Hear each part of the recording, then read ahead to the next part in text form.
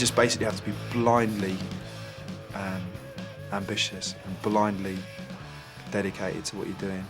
Because if you stop and think about the actual chances of it all happening, the odds are very, very slim, and you might just think, oh, pack it in, it's not worth it. But we've come so far now that we're just gonna chug on.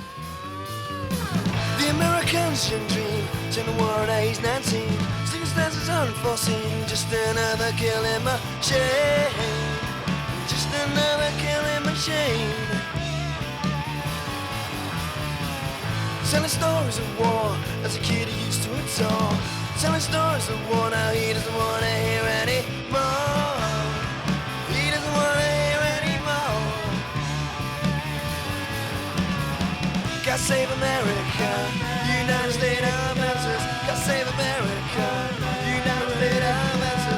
God save America, United States of America. God save America, United States of America.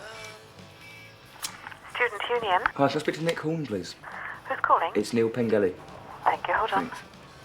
After the gig we played, Neil told us that there was this record company interested called Radioactive, and he phoned me and gave me the address of this guy called Steve Sands over the telephone and said that I should rush off a tape to him as quick as possible because he was really interested. What did Neil say about him? It's Radioactive, then how do we get him? You know as much as I do. I only caught him saying, just get a tape to Radioactive, and then he rang in this morning, didn't he, with the address and everything? Yeah. Just phoning about the gig next week. Wondering if I could get some times off you for getting in and sound check and everything. All right then. Having a manager is strange because they don't keep you completely informed. I think a lot of times you feel like a bit aggrieved. You think, why don't we know? It's our business to know. It's our band. You know, we need to know. But it's also for your protection a lot of the time. Having someone say they really like you and then saying they don't like you anymore is a knock, and it can be really upsetting. So the manager's there to sort of filter that out. Dear Stephen, here is the tape you asked for. It's only a 4-track demo, but it should give you a rough idea of what we're like on tape. There are 7 songs on the demo, a lot I know, but just plough through them. Pleased to hear that you like the gig. I hope to see you soon. Give Neil a ring, or me, when you listen to it. Take care. Regards, Rags. FMB. You come down here and you think you just hang out like a real rock and roller. Is that what you think? Is that what you're thinking? Because that's not what you're going to get.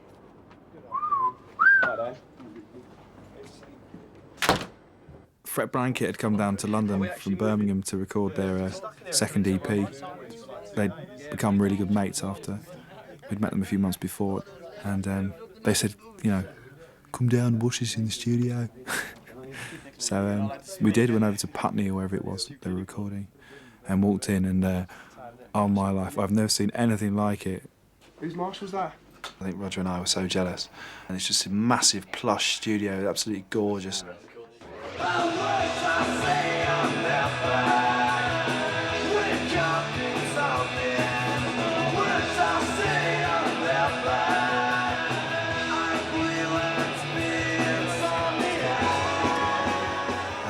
Songs, and it sounded brilliant, and it really, I was so happy for them, but at the same time I can't help but be jealous because things were really going for well for them, and we didn't have any studio time at the time, and it's just a bit of jealousy thinking, you know, why can't we get this? That's fantastic. That's excellent. It really does. Brilliant. We're all jealous. I mean, it's not my sort of music, lads, but it sounds good, you know what I mean? Eh? Like, sounds to me, lads, you'll do fine, eh? Excellent. Excellent, well done. Yeah, over there. How did you get your first studio time then? Yeah, that's the one. Like when you were in school? It's, Right, well, we had this song T-O-O-E-Y. right called What Do You Know? And the sound man for the stuff, he's heard it, and he said it was alright, you see. And in the end, we got some demo time off A&M. They thought it was alright. A&M first came to see us at gigs. And Rondo first came to see us at gigs, but... After that, they came to see us in the limousine. I think... In limos in America, yes. Stop bringing that up, will you? You want to live like real people like us. Hard work and grafting lads. Yeah. Screw back. Yes. It was a mercy killing. Hello, is that Steve Sands? Hello, Steve. It's Rags from FMB. I got your tape just a moment ago. Just a moment ago. Yeah, I just got in. Well, All right. come in at 2, so. So I just thought I'd give you a ring, like, to see if you've got it. Yeah, I got it. Oh, smart. Have you heard it? Not yet. All right. I'll go and give that a listen to next half hour. All right, smart.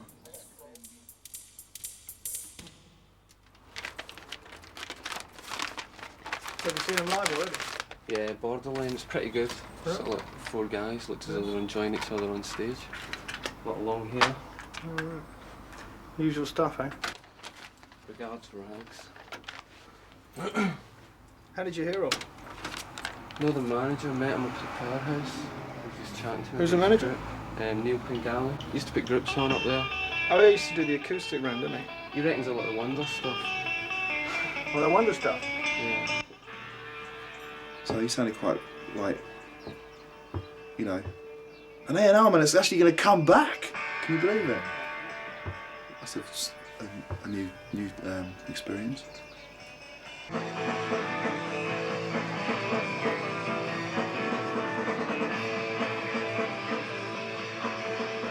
I mean, if you think there's something there, why don't we put him in the studio? Why don't we put him in a 16 track or something like that? I'll give Steve a ring. We might as well check it out. Yeah, it's working live, but that's... He's a better team. Yeah, well, that's where Neil sort of comes from. He comes from a live background, doesn't he? That's probably why he hasn't... Sorted at his tape. Yeah, exactly, yeah. Plonker. All right, well, look, let's go. I'll come and see him live the next time they're playing. And we'll see if we can get in some time in a 16 track or something like that, because we can't really hear that. But I mean, if you think there's something there, we might as well check it out.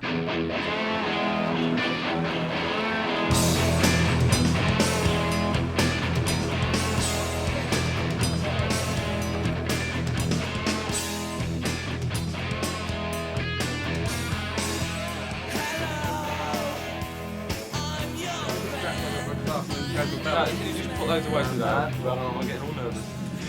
A bit nervous? Oh yeah. Who's nervous? I am. Nervous. First time I've been nervous in years. Then you find. Yeah. Shitting yourself. I keep wanting to go for a wee-wee. I must have cystitis. Why am I nervous? It's cold, probably. I'll tell you, that's why I'm shivering. You wearing a scarf on stage? Because if we are, let's get a bit of wire and make it stick out.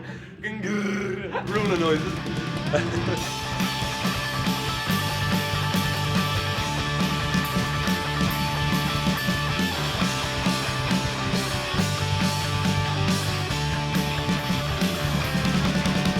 But if I stop then the shakes they will not, and I'll probably spill my drink.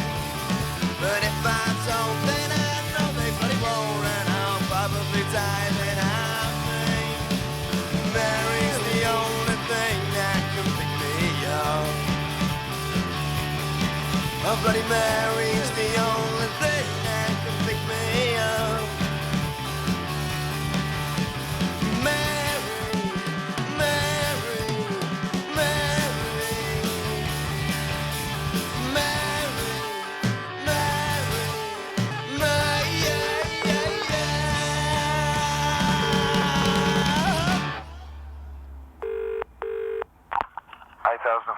Is that Rags? Yeah. That's Steve at Radioactive. Hiya, Steve. Alright. Alright, boy, how are you? I've been listening to your tape.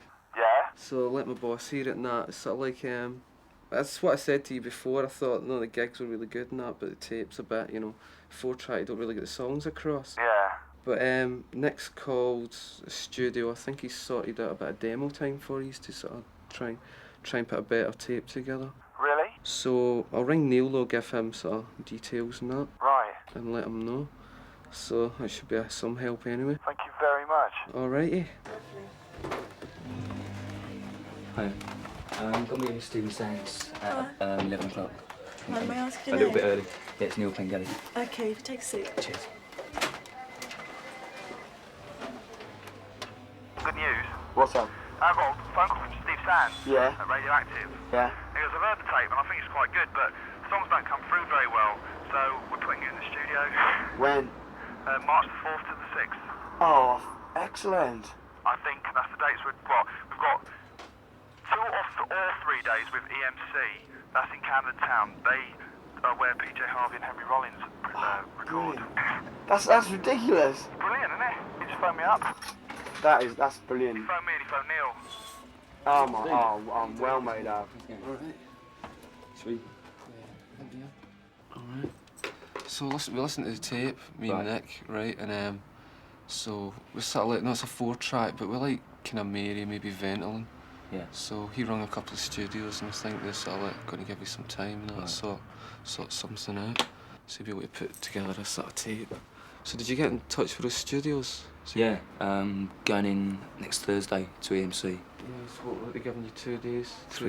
Well, we're going in for 3 days. So maybe get, what, 2 or 3 songs? Yeah. Do you think we should just go in and do it as a demo? Or try and do a master? I mean, I would just do about 2 or 3 songs, if sort of song a day, maybe. I mean, sort of, I think the group are quite tight live, so it's like capable of doing that. So I mean, it might come out sort of really good, might be releasable, we don't know. I spoke to you on the phone about it, you know. But I mean, I definitely like Mary and Ventolin as songs, especially sort of Ventolin Part 2. That's 2. What about doing James Manor Road and an acoustic version of James? James and It's a live song.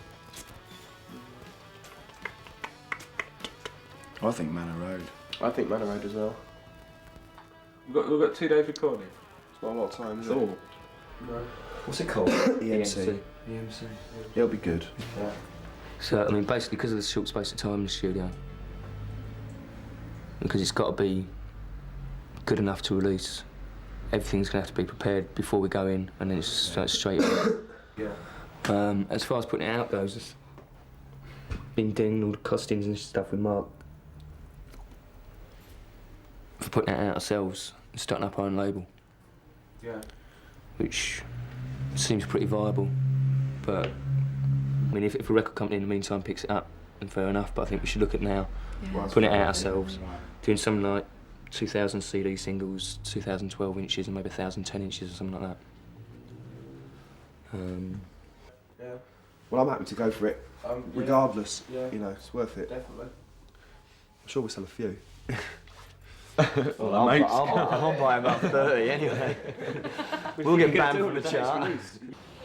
When we were told about EMC and that, you know, Henry Rollins would record there and Scorpio Rising and people like that, we thought, wow, it's going to be a big plush studio in Camden. It's going to be like where Fret Blanket recorded in South London. Unloading. You're gonna laugh. Is that it? Yeah. Oh my god. So we walked in and it was like an old car spraying shed. It was all concrete and bits of cars lying around and it was just a pit. Alright. This is it, man. This is brilliant. This is it. This is it, man.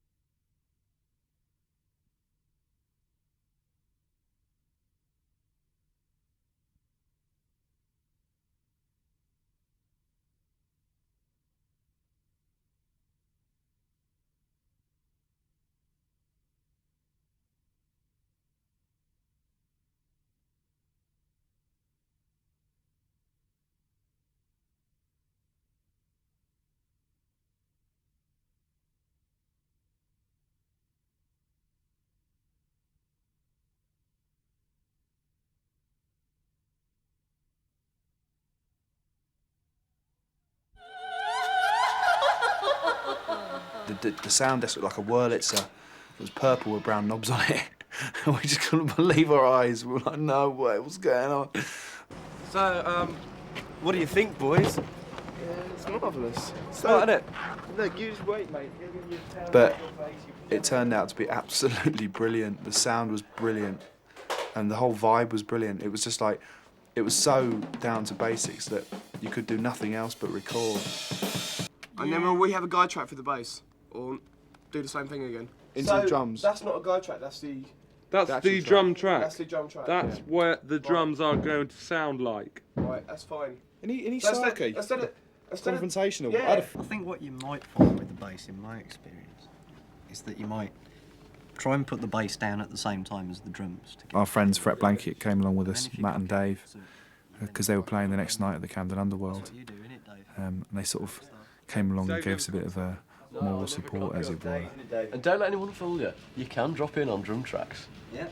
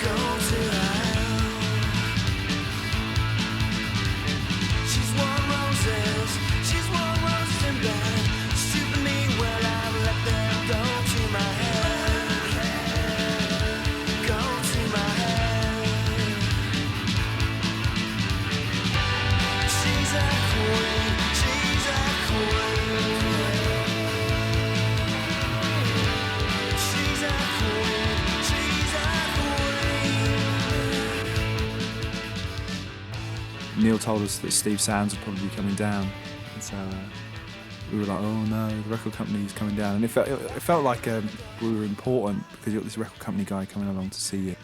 Steve. Alright, Steve. Alright, guys. I'm Rog. Alright, Steve. Go on after you then. I'm Rags, pleased to meet you, mate. Alright. I'm Rog. Nice to meet you, Steve. Let's all action up here. Spreads her honey to get her money, yeah. Spreads her honey to get her money.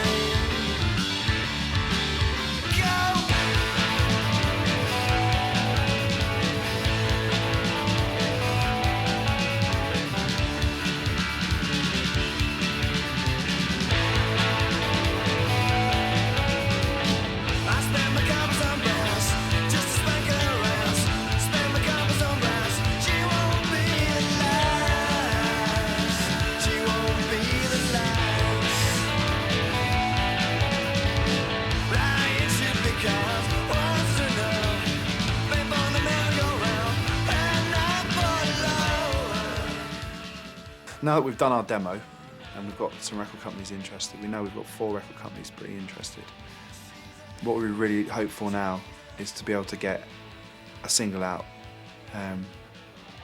We'd be really, really pleased. Whether we have to do it off our own backs or whether we could get a deal. But hopefully this new demo will be good enough, and that maybe the company that put us in the studio or one of the other interested parties will be happy to get one out to sort of round everything off really nicely in the foreseeable future. I think it's going to be a hit. Brilliant, mate. It's too bright. How did you find the studio then? Was it all right? Yeah, it was good. Was it? Strange place.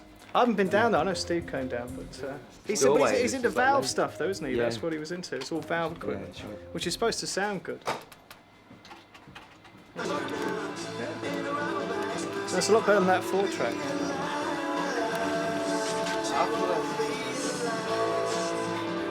Is that a bit? Yeah, I think it's a bit afterwards. No, it does though. This track reminds us of a track on. Do you know? Remember Eat? Yeah. They're all big names actually. Oh right. Well, it's just the way he says "go." It's just there's a track called "Electric City," which is on the first album. It just reminds me of that, you know.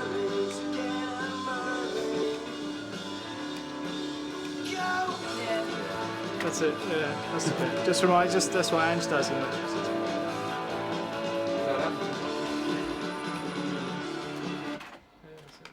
But that's the first time I've had a chance to listen to your tape.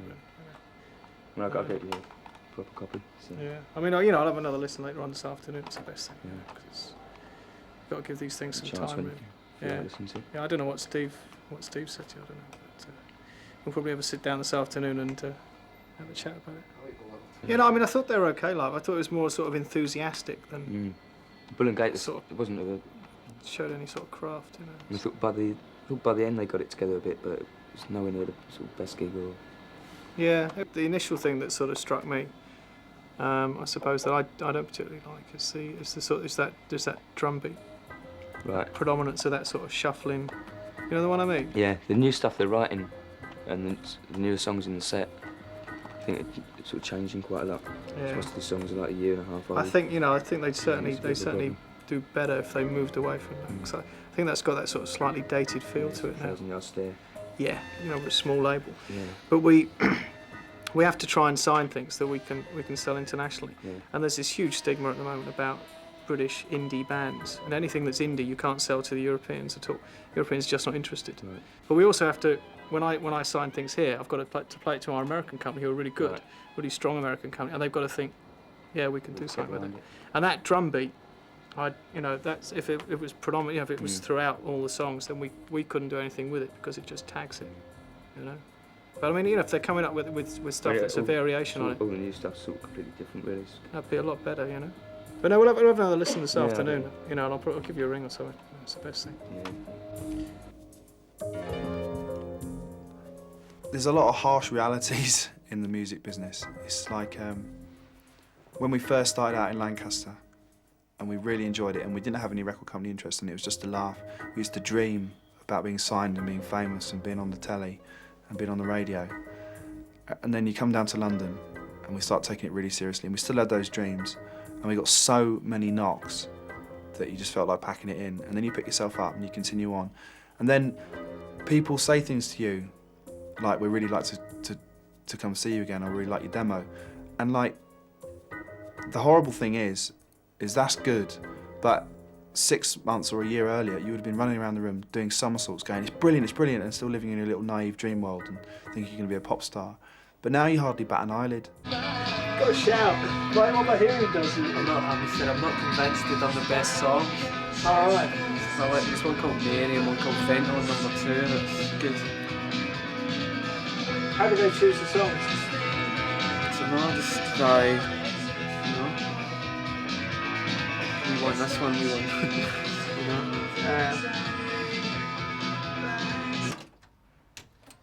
Nah. I don't think we can do anything with that. I mean, best thing to do is have a word with Neil and tell him what we think. Yeah. Just say that it's not the sort of thing we're looking for.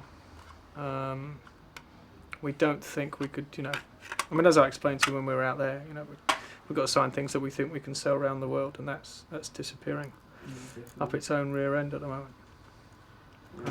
That's not going to be any good to us at all.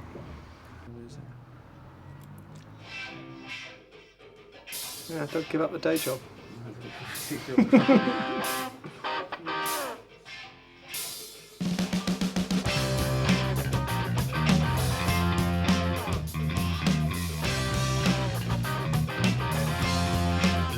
Yeah, pictures of you, memories I recall. Your face confirmed it to the wall. How could a face so strong go so unnoticed? And all the time you went alone.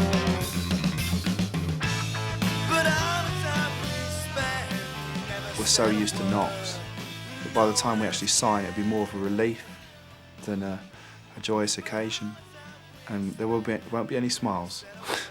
Unlike 2 years ago when we've been popping champagne everywhere, and we'll probably wake up the next morning and go, we've now got a record deal, but nothing's changed really, and life goes on.